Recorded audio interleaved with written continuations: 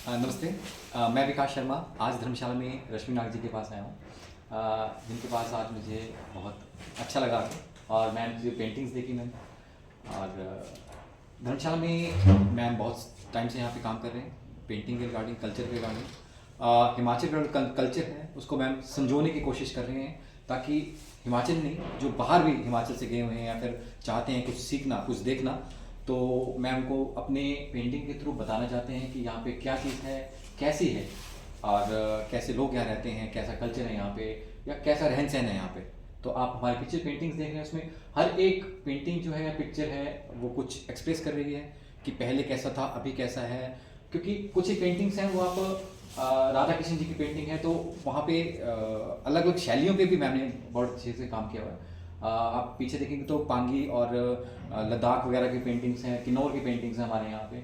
तो मैम से जानेंगे कि मैम ने शुरुआत कैसे की और ट्रेनिंग कैसे दी वर्कशॉप वगैरह पे, और अभी नेक्स्ट क्या प्लान है, कैसे मैम ने, क्योंकि बच्चों को भी, बहुत से बच्चों को भी मैम ने सिखाया हो ये चीज़। तो मैम तो नमस्ते आपका, नमस्ते। वेलकम। जी तो ऐसा है कि पहले मैं टीच करती थी जी आर्मी स्कूल में, जी फिर उसके बाद जब मैं यहाँ पर आई धर्मशाला में जी 1998 में, जी मैम। फिर उसके बाद मैंने यहाँ पर आर्मी स्कूल में जॉब करी। तो तब मुझे रियलाइज़ हुआ कि यहाँ बच्चों में बहुत टैलेंट है, गर्ल्स में बहुत टैलेंट है, लेडीज़ में है, लेकिन उनको कोई ऐसी जगह नहीं मिल रही जहाँ वो ये सब चीज़ें, उनको गाइडेंस नहीं मिल गाइडेंस रही। नहीं मिलता जी। फिर 2004 में मैंने यहाँ क्रिएटिव सेंटर स्टार्ट करा शकुंतलम नाम से। जी और वहाँ पर मेरे पास स्टूडेंट्स आए, गर्ल्स आई और बॉयज़ भी थे और लेडीज़ भी थी। और मैंने मैक्सिमम 1000 स्टूडेंट्स को तैयार करा उस टाइम। बहुत बड़ी बात होती है। और मुझे बहुत खुशी हुई कि दूर दूर से, नूरपुर से, देरा से, इधर पालमपुर से, सब जगह से जैसे पता चलता था तो आते थे। और मेरे यहाँ कोई टाइम की लिमिट नहीं थी कि आपको 1 घंटे करना है। जी अगर उनको अच्छा लग रहा है, क्योंकि मैं उसको स्टूडियो सॉर्ट ऑफ बनाना चाहती थी कि जहाँ पर वो आए हैं उनको काम करने में मजा आ रहा है, तो आप 3 घंटे 4 घंटे आप सुबह आके शाम को भी जा सकते हैं। तो कुछ स्टूडेंट जो बाहर से आते थे वो सुबह 9 बजे आ जाते थे और शाम को 4 साढ़े 4 बजे जब बंद होता है था सेंटर तब वो जाते थे। जी तो बस फिर उसके बाद कोविड आ गया जी और तब सब बंद हो गया। फिर मैंने सोचा कि अब तो अपने लिए कुछ करना पड़ेगा। जी काफ़ी टाइम दे दिया सबको, जी फैमिली से भी सब लोग सेटल, बच्चे वगैरह सेटल हो गए थे। तो फिर मैंने अपनी ये पेंटिंग स्टार्ट करी जी और उसमें मेरा साथ दिया मेरी एक स्टूडेंट होती थी, वो मेरी फ्रेंड बन गई जी और मोनिका उसका नाम। जी फिर उसने कहा कि नहीं, ऐसा कुछ स्टार्ट करते हैं, आप अपनी पेंटिंग्स करिए। जी फिर बस हम लोगों ने शुरुआत कर दी। फिर हमने रोरिक आर्ट गैलरी नगर है, वहाँ पर एग्जीबिशन लगाई।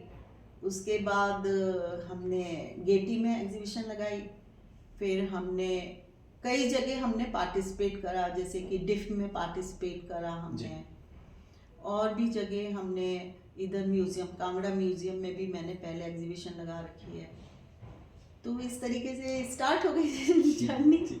मैम आपने अपना क्योंकि ये चीज़ होती है कि आपने कहाँ से सीखा, पहली चीज़ ये आती है कि आपने कैसे सीखा है, कहाँ से सीखा।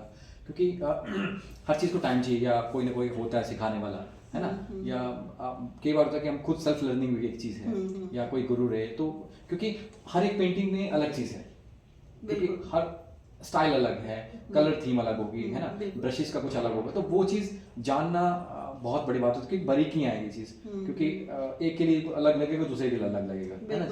तो मैं थोड़ा सा वो चीज़ कैसे आपने शुरू किया, क्योंकि शुरुआत करना चाहे कोई बच्चा तो। एक्चुअल में मैंने इसमें art and craft teacher diploma लिया महाराष्ट्र से। मेरे पापा की पोस्टिंग होती रहती थी तो महाराष्ट्र में हुआ था। 12th के बाद मैं वहाँ गई, तो वहाँ मेरे फादर को था कि भी मेरे को इनका शौक है, तो वहाँ का गवर्नमेंट आर्ट स्कूल है, उसमें मेरा आर्ट एंड क्राफ्ट में एडमिशन हो गया। एंट्रेंस होती थी उस टाइम हमारी, अभी भी होती है उसमें। मैंने फिर वो करा। फिर उसके बाद लाइफ चलती रही। फिर बाद में फिर मेरे को टीचिंग के लिए ऑफर आया मोदी नगर में दयावती मोदी पब्लिक स्कूल है, जी मैम, जो कुमकुम मोदी वहाँ की प्रेसिडेंट है। वहाँ मैंने 10 इयर्स जॉब करी और फिर उसके बाद हस्बैंड हिमाचली हैं, फिर हम लोग यहाँ पर शिफ्ट हो गए। जी फिर यहाँ के आर्मी स्कूल में जॉब करी। तो बचपन से पैशन तो था जी, बचपन से मैं कुछ ना कुछ करती रहती थी। बाकी जैसे आप बता रहे हो वो गुरु, तो वो जो आपने उस टाइम सीखा था, जी, ऑब्वियसली हम स्कूल में कॉलेज में जाते हैं तो हम सीखते ही हैं। जी मैम, हाँ, वो जो है वो हमारा थोड़ा सा स्टैंडर्ड अलग होता है और फिर उसके बाद जब आप करते जाते हैं तो स्टैंडर्ड अलग होता है, लेकिन आपका बेस तो वहाँ से बन जाता है। जी मैम, जी, तो मेरा बेस वहाँ बन गया था और फिर बस उसके बाद मैं पहले बच्चों को कराती रही आर्ट एंड क्राफ्ट, उसके बाद मैंने सेंटर में फिर मैंने अपनी पेंटिंग शुरू करी। तो ये और पोर्ट्रेट मेरा फेवरेट सब्जेक्ट होता था जी मैम। तो उसमें क्या रहता है मैम? पोर्ट्रेट में आप किसी भी ह्यूमन बीइंग का आपको उसका फेस बनाना होता है, उसे पोर्ट्रेट बोलते हैं जी, तो वो मेरा फेवरेट सब्जेक्ट होता था। मेरे हाईएस्ट मार्क्स आते थे, मतलब मेरे को पता नहीं क्यों बहुत अच्छा लगता था कि हाँ वो मैं बनाऊँ। और सबसे पहला पोर्ट्रेट मैंने अपने दादाजी का बनाया। जी। मैम, तो एक थीम की बात करें, क्योंकि आप बता रहे थे कि आप हिमाचल की थीम, तो ऐसा क्यों किया आपने कि हिमाचली क्यों, ऐसा कुछ? इसलिए हिमाचल मैंने लिया क्योंकि जब हम हिमाचली हैं जी, तो अगर हम कहीं बाहर जाते हैं या हमारा वर्क कहीं बाहर जाता है तो हमें अपने हिमाचल को दिखाना चाहिए। ये नहीं कि हम दूसरी स्टेट का आर्ट दिखा रहे हैं या वो कर रहे हैं। और हमारे हिमाचल में का कल्चर इतना रिच कल्चर है कि आप ये देख लीजिए कि चंबा का अलग कल्चर है, जी, ठीक है, कांगड़ा का अलग है, मंडी का अलग है, शिमला का अलग है, किन्नौर का अलग है। उनके पहनावा वगैरह भी सब कुछ अलग है जी, उनकी ड्रेसिंग सेंस बिल्कुल अलग है, उनके शादी पे जो रीति रिवाज है, जो कल्चर है, जो उनका तैयार होने का, हर जगह की दुल्हन का बिल्कुल अलग है। जी, फिर यहाँ के घर जो पुराने घर थे अब तो वो नहीं रह गए, अब तो सब पक्के घर बनते जा रहे हैं, लेकिन वो हमारी धरोहर है जी, जो धरोहर हमारी खत्म होती जा रही जी, है।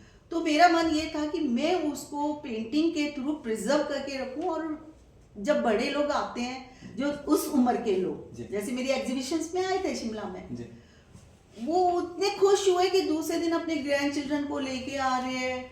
फिर कुछ ऐसे थे जिनके ग्रैंड चिल्ड्रन बाहर है, उन्हें वीडियो कॉल करके दिखा रहे कि देखो हमारा घर ऐसा होता था, हमारे घर में ऐसे गाय बंधी होती थी, ऐसे भेड़ बंधी होती थी, ऐसे शेपर्ड्स होते थे, ये सब कुछ।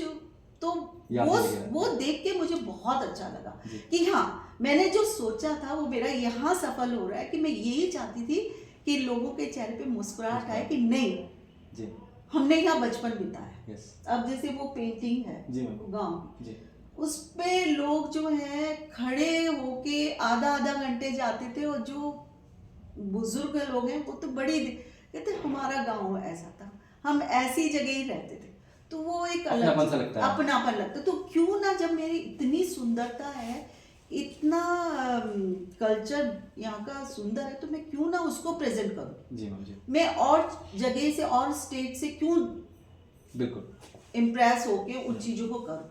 तो यही मेरा मेन एम था कि मुझे अपने हिमाचल को प्रेजेंट करना था। मैम, अभी कुछ एक बच्चे आपसे जुड़े हैं, कुछ जुड़ना चाहते हैं या सीखना चाहते हैं, तो वो कैसे जुड़ सकते हैं आपसे?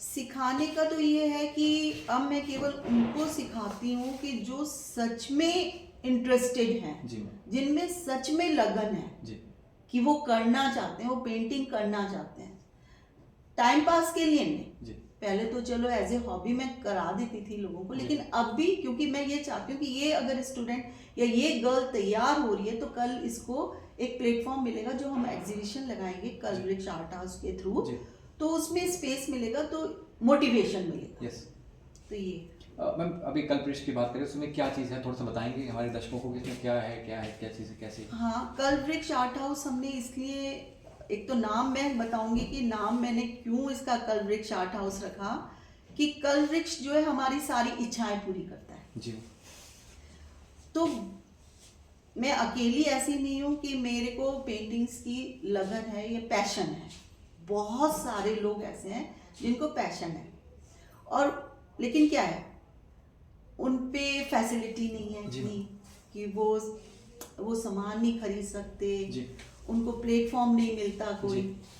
तो इसीलिए मैंने इसका नाम कलवृक्ष आर्ट हाउस रखा कि ऐसे लोगों को मैं जोड़ूंगी तो उनको एक प्लेटफॉर्म मिलेगा और उनका जो ड्रीम है कि हाँ हमारी पेंटिंग एग्जीबिशन में लगे, लोगों को पता चले कि हम पेंटिंग करते हैं। यस। तो इसलिए मैंने, और साथ में कलवृक्ष आर्ट हाउस का इसलिए भी है कि इससे जो भी इनकम होती है तो उसका कुछ परसेंट हम जो है कैंसर पेशेंट्स के लिए रखते हैं कि, और कैंसर पेशेंट्स के लिए भी, और भी कोई बीमारी में जूझ रहा है जिस पे नहीं है जी। तो उनके लिए कि उनकी मैं और मेरी फ्रेंड मोनिका हम उनकी मदद करने मेन हम दोनों हैं, बाकी और आर्टिस्ट हमारे संग आपसे जो कोई जुड़ना चाहे वो जुड़ सकता है बिल्कुल जुड़ सकता है। क्योंकि बच्चों को ये चीज़ होता है कि उनको पता भी नहीं होता कि यार कलर कौन सा था, वाटर कलर करना था या कोई कलर करना था या कोई महंगे कलर होते हैं, तो वो सारे में भी आप मदद करेंगे कि बताने में थोड़ा सा गाइड करेंगे उसमें। हाँ, जैसे एक डॉक्टर अनुराधा जी मैम, तो उनको बहुत इंटरेस्ट, जी मतलब वो करना चाहती थी उनको। फिर जैसे वो मेरे पास आए तो मैंने उनका वर्क देखा तो मैंने उनको बोला कि नहीं आप वाटर कलर लो, आपका वाटर कलर में हैंड अच्छा होगा। फिर उसके बाद मैंने उनको बोला कि आप जो है ना नेचर को लो, मतलब फ्लावर्स, फ्लोरल पेंटिंग्स लो, उसमें आप अच्छा कर पाओ। तो आज ये है कि उनकी मैंने एग्जीबिशंस में जैसे पेंटिंग्स रखी थी, उनकी 3-4 पेंटिंग सेल हो गई, जबकि अभी जस्ट मतलब गेटी वगैरह में तो उनकी पेंटिंग्स गई ही नहीं थी हमारे साथ, उसके बाद वो जुड़ी थी हमसे। तो 2-3 जगह जो हमने छोटी छोटी जगह लगाई थी तो उनकी पेंटिंग सेल हुई। तो वो कहती है मैं डॉक्टर हूँ, मेरे पास पैसा है, लेकिन वो जो उनका पैशन था वो तो एक अमूल्य है। क्योंकि आपने थोड़ा सा उनको गाइड किया कि ऐसे नहीं ऐसे चलेंगे। हाँ, तो ये मैं गाइड करती हूँ। वो जो गुरु का पार्ट रहता है तो मुझे लगता है वो चीज़ जल्दी हो जाता है। वो बहुत जरूरी है जी। क्योंकि जब तक आपको ये नहीं पता चलेगा कि आपका हाथ किस चीज में अच्छा है, आप क्या अच्छा कर सकते हो जी। या कौन सा कलर का मीडियम आपके लिए बेटर है, तब तक आप नहीं कर सकते जी। आप करोगे, लेकिन वो एक जो होता है ना कि वाव क्या पेंटिंग है, वो चीज की कमी रह जाती है। वो मेरे संग भी जी, मैं ये नहीं कहती कि उन्हीं के संग है, शुरुआत में मेरे संग भी यही जी जी जी। सेकंड चीज़ में भी कि कई बार होता है कि बच्चे करना चाहते हैं या आप बनाते हैं पेंटिंग्स, तो वो बिकना भी कैसे शुरू हो, तो वो चीज़ चाहता है कि बच्चा कि यार मैं बनाऊं और ये बिके, तो ऐसा कुछ कैसे हो सकता है? वो चीज़ इसको थोड़ा सा मतलब एक कमाई का जरिया भी हो सकता है इसमें कुछ? कमाई का जरिया क्या है कि अनफॉर्चुनेटली हम लोगों के इधर क्या है कि लोग खरीदना नहीं चाहते जी। मतलब मैं क्या बताऊं कि वो खरीदना नहीं चाहते हैं जी। उनको अच्छा लगता है लेकिन वो पैसे नहीं खर्च करना चाहते, मतलब फोटो लेके काम चला लिया। तो इसीलिए मैंने ये एग्जीबिशन शुरू करी है और उस एग्जीबिशंस में मैं रखती हूँ। तो उनकी अभी मेरी 3-4 एग्जीबिशंस ही हुई हैं, तो आई होप सो कि आगे भी मैं करूँगी। तो आगे प्लान है मेरा कि जयपुर और चंडीगढ़ वगैरह। तो इसीलिए मैं उन बच्चों को जोड़ रही हूँ कि उनकी वो पेंटिंग सेल हो और वो जो है फिर उनको मोटिवेशनल, क्योंकि वो प्रोफेशन, मैंने बोलने का मतलब ये ऐसा कि प्रोफेशन बनाए वो। हाँ, कि ताकि वो उनको क्योंकि हर कोई, क्योंकि आज जो क्रेज है वो गवर्नमेंट जॉब का या अपना काम कर नहीं सकते अभी तक इतना, मतलब कई बार होता है कि पैसा बनाए, लेकिन आप उनको थोड़ा सा वैसे गाइड करें या फिर कल को अगर ज्वाइन होता है कुछ भी तो क्या कि पेंटिंग में भी प्रोफेशन बना सकते हैं। हाँ, उसके लिए फिर ये होगा कि आपको एक मतलब अच्छे कॉलेज में आपको एडमिशन लेना है, तो उसमें बहुत सारे कोर्सेज ऐसे हैं जैसे टेक्सटाइल डिजाइनिंग है, कमर्शियल आर्ट है। और कमर्शियल आर्ट में क्या होता है कि जितने भी एडवर्टीजमेंट्स बनते हैं उसमें पेंटिंग्स होती हैं, ड्राइंग होती है उसमें, तो वो कमर्शियल आर्ट में आपको सिखाया जाता है जी। तो अगर आपको प्रोफेशन बनाना है जी, तो आपको एक सर्टेन कॉलेज में एडमिशन लेना पड़ेगा। अब अलग अलग है, जैसे आपको रिनोल्ड कॉलेज में एडमिशन लेना है तो ललित कला अकादमी हो गया, रविन्द्रनाथ टैगोर का जो है ललित वहाँ हो गया, बॉम्बे में आपका जे आर्ट हो गया, है ना। इस तरीके से अलग अलग कॉलेजेस हैं, कॉलेज ऑफ आर्ट्स, इस तरीके से वहाँ एंट्रेंस होता है, आप एंट्रेंस दीजिए, अदरवाइज आप अब तो हमारे इधर भी फाइन आर्ट का है जी कॉलेज में, आप इसको करिए और इसको करने के बाद, फाइन आर्ट करने के बाद आपको सिर्फ एक छोटे से प्लेटफॉर्म की जरूरत है। वो प्लेटफॉर्म आपको मिल गया तो आप फिर आगे ही बढ़ोगे। जी लेकिन इसमें ये नहीं सोचना चाहिए कि जैसे हमने पढ़ाई कंप्लीट करी, पीएचडी करी या वो करा कि प्रोफेसर लग गए या वो हो गया कि एकदम से हमारी इनकम शुरू हो जी। गई। नहीं, इसमें धीरे धीरे स्टार्ट होता है। पैशन तो आपका जरूरी है कि पैशन आपको जी होना जी चाहिए। मैम अभी आपने इतने साल से तो आपका कुछ मतलब मुश्किलें भी आई होंगी है ना, कुछ अच्छी चीज़ें हुई तो कुछ ऐसी यादें हों आपके पास मुश्किलें, और यादों में कुछ ऐसा मुश्किलें किस किस चीज़ों में है जैसे मुश्किलें मीन्स पेंटिंग से रिलेटेड? या मैम जी हाँ, एज सच पेंटिंग्स में मेरी टचवुड कोई भी मुश्किलें नहीं आई, जी क्योंकि बस मेरा एक ये मकसद होता है कि मैं जो कर रही हूँ पूरी ईमानदारी के संग करूँ, बच्चों को जो करा रही हूँ वो दिल से कराऊँ। जी मतलब ये नहीं सोचूं कि मैं उसमें अपना स्वार्थ देख रही हूँ, जी या जो मैंने गर्ल्स को कराया, लेडीज को कराया, बॉयज को कराया, तो मैं उसको दिल से कराती थी कि नहीं, ये यहाँ से मेरे पास सीख के जा रहे हैं तो दोबारा इन्हें मेरी जरूरत नहीं पड़े, ये खुद कर सके वहां बैठ के। मतलब वन मैन आर्मी हो, मतलब हाँ, खुद सब खुद कर सके। तो इसलिए उसमें तो मेरे को कभी नहीं हुआ, गॉड का मेरे और पास। आपका कोई बेस्ट मोमेंट कुछ ऐसा रहा? बेस्ट मोमेंट मेरा शिमला में गेटी में था कि क्योंकि फर्स्ट टाइम मैंने वहाँ पर लगाई ऐसे शिमला में गेटी का, तो मालूम ही है कि जी। एक बड़ा वो है। जी तो वहाँ पर क्या था कि जो लोग आ रहे थे वो पेंटिंग के सामने 10 मिनट दे रहे थे, और ऊपर से मैं सबको बता रही थी कि ये क्या जगह है, कौन सी जगह, क्योंकि मैं खुद फोटोग्राफी करती हूँ और फिर उनकी पेंटिंग्स बनाती हूँ, तो मुझे पता है कहाँ की है। तो उसमें से एक कपल मेरे पास आया और उसका बेटा था, वो 7th 8th में होगा। उन्होंने बोला कि इनके पैर छू, तो मैं कहा अरे ये क्या कर रहे हैं? कहते मैम हम इतनी एग्जीबिशंस में गए हैं, कहीं किसी ने हमें इतना इंटरेस्ट नहीं दिखाया, हमें इस तरीके से डिस्क्राइब नहीं करा, और आप हम देख रहे हैं कि आप सुबह से खड़े हो यहाँ पर और एक एक को अटेंड कर रहे हैं।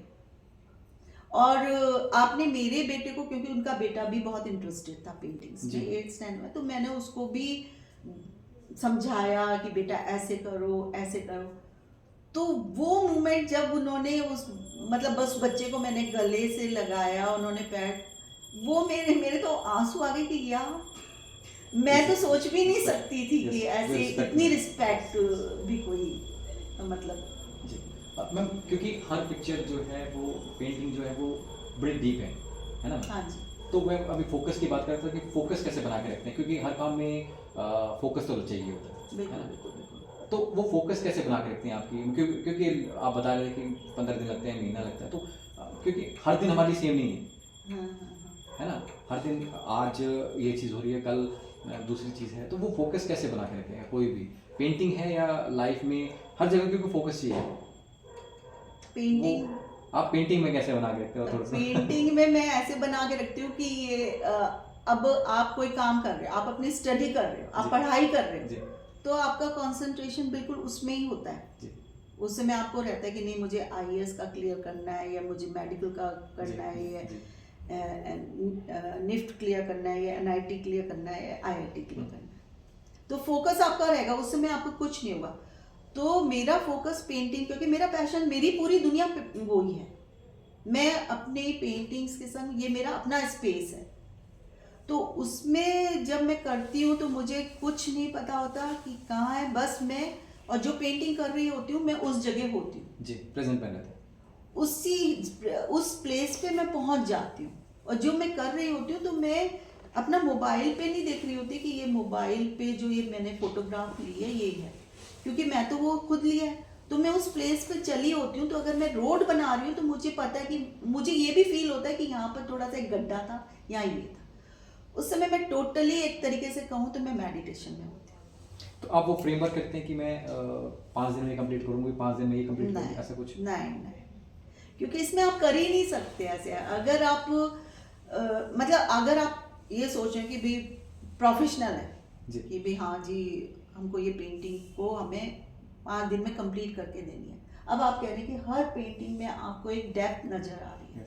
वो सिर्फ इसीलिए क्योंकि मैं ये नहीं सोचती कि मुझे ये पेंटिंग सेल करनी खत्म है, करके देनी है। ये खत्म करके देनी है। मैं सोचती हूँ मेरे पास अभी 3-4 महीने हैं, 1 साल है, 1 साल के बाद मुझे एग्जीबिशन लगानी है, तो मैं एक पेंटिंग को पूरा टाइम पूरे दिल से पूरे मन से मैं उस पेंटिंग से जुड़ी होती हूँ उस तरीके से। क्योंकि जब तक आप पेंटिंग से जुड़ोगे नहीं ना, वो आपको पेंटिंग जीवित नहीं लगेगी। मतलब वो बेजान लगेगी। yes. अब पेंटिंग्स में आप बोल रहे हो 3D इफेक्ट है, आप खुद बोल रहे हैं तो वो इसीलिए है कि जब तक आप कोई भी चीज हो, पेंटिंग्स ही नहीं कोई भी काम आप पूरे लगन से और उसमें पूरे इन्वॉल्व हो जाओगे तो आपको। अदर देन पेंटिंग में आपने छोटी छोटी चीजें ये भी बनाई हो, तो इसमें क्योंकि इसमें भी बारीकी हैं। ये जो है, ये छोटा जो है, एक्चुअली में फ्रेंकली स्पीकिंग ये सब प्रिंट्स हैं। जो मेरी पेंटिंग्स हैं उनके प्रिंट्स निकाले हैं। क्योंकि क्या होता है कि बहुत से लोगों को पसंद आती हैं पेंटिंग्स, लेकिन वो बाय नहीं कर सकते। लेकिन वो चाहते हैं कि यार हमारे ड्राइंग रूम में भी या हमारे बेडरूम में ये सब पेंटिंग्स लगे, या हमारी स्टडी टेबल है तो उस पर हम कुछ रखें, तो उसके लिए ये छोटे छोटे प्रिंट्स हमने निकाल रखे हैं। तो ये भी प्रिंट है जी। और कई बार अगर कुछ किसी को हाथ से चाहिए तो वो भी हो जाएगा। हाँ, वो आज से है। जैसे कि इस समय मेरे पास उधर रखे हुए हैं जी पेपर वेट्स हैं जी, तो वो पेपर वेट्स हम हाथ से ही बनाते हैं जी।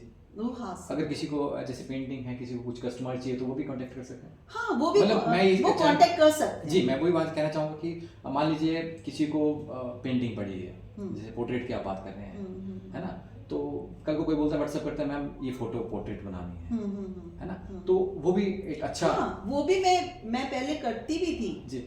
मतलब मेरे पास एक गर्ल थी वैशाली करके जी, तो उसने अपने